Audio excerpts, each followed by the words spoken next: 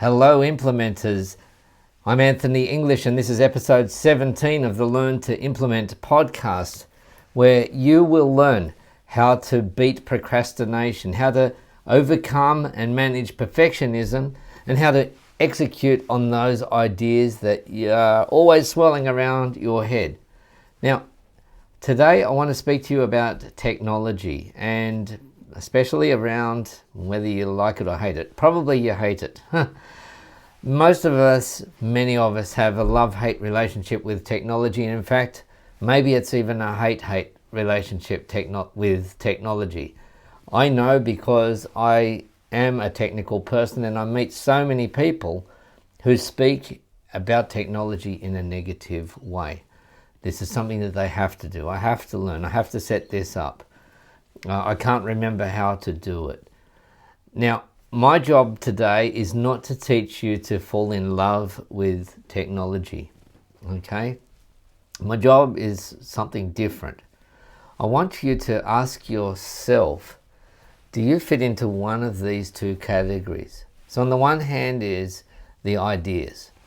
I'm a person who's a bit of a dreamer, who's always coming up with ideas, especially around business. And these things, wow, I wish there was a solution for this. And you're always coming up, generating new ideas, okay? Maybe you're a little bit more strategic, you're a bit more focused on the big picture, and basically you're a dreamer. So that's one side. The other side is somebody who's much more process driven, much more dedicated to systems and technology and implementing those things and getting those things done and being able to check the boxes. Now, do you fit into one of those two categories? Now, I'm sure there's a lot of both in all of us, but some people are much more dreamers, and when it gets down to the details, they tend to be not so focused, not so detail focused. And others are much more detail focused and find it very hard to raise their eyes up to look up and to think, well, what if? To be focused on not just how do we get this done, but what if we did it differently? What if we tried something that we've never done before? Now, if you fit into the category of the dreamer, the creator, the strategy person, the big picture person, the person who gets excited about things, and then you get weighed down at the details, I'm talking to you. Because think of those two things. You need to do both. You need to be dreaming, you need to be having ideas, you need to be feeding that, unless you're just in a job where somebody else dictates for you, here's what you need to do. You need to be doing that dreaming.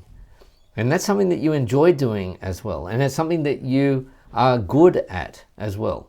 Well, if that's the case, what do you do about the technology side of things? What do you do about the processes? What do you do about the systems, the things that weigh you down? Well, I'm going to answer that by asking you this. Would you prefer to be focusing on your ideas, to be spending more time doing those sort of things, those sort of dreaming? Yes, of course you would. Well, in that case, it totally makes sense for you to build some systems, to build some processes. And the processes, the word systems and processes can sound like really daunting, but it doesn't need to be, because a process might be just 5 bullet points written down on a little index card, a little menu card, right? It can be as simple as that. And the idea here is that when you have the process, you're going to have more time to be focused on the ideas, to be focused on the dreaming, to be giving yourself to the strategic side of things. Of course, you still need to do the tech side. Just yesterday, I had to contact a vacuum cleaner company to get a replacement part. So they said, well, can you send us an image of the broken part and send us the serial number, which I did, of the of the vacuum cleaner. But that itself was a bit of a process. I had to take the photo, I had to somehow get it from my phone through to my laptop, and then upload it in a format that I would be able to send through to the vacuum cleaner support chat. And so that the fact that I had a process in place, or I was able to figure it out, was not just because I happen to be a technical person. It's because I've done this before, and I know that if I have a process for something like that, for registering a warranty, if I have a process, it makes it easier when I've got somebody waiting on the other end of the line or on the chat saying, where is the serial number? Or give us a picture of the broken part. So my advice to you is to start creating very small, simple processes for things that either you find very annoying or that you have to do very, very often. And as I say, the process can be very, very simple. It can be just writing down 5 points on a note card.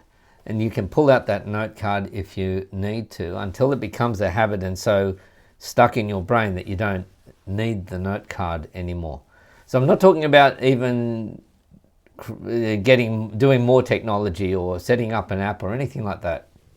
I'm just saying create the process, because that allows you to do that more freely, to do it more confidently, and to be able to dedicate less time to the stuff that you don't enjoy, the tech side of things, so that you can then spend more time on the ideation, on dreaming big, on thinking what if, on trying new ways of doing things and making bigger plans, just looking at the bigger picture. So that's it for today. Thank you for watching or listening again on the Learn to Implement podcast, which is available both on Spotify and on YouTube, as well as on many other podcast platforms. I'm Anthony English. We'll see you next time.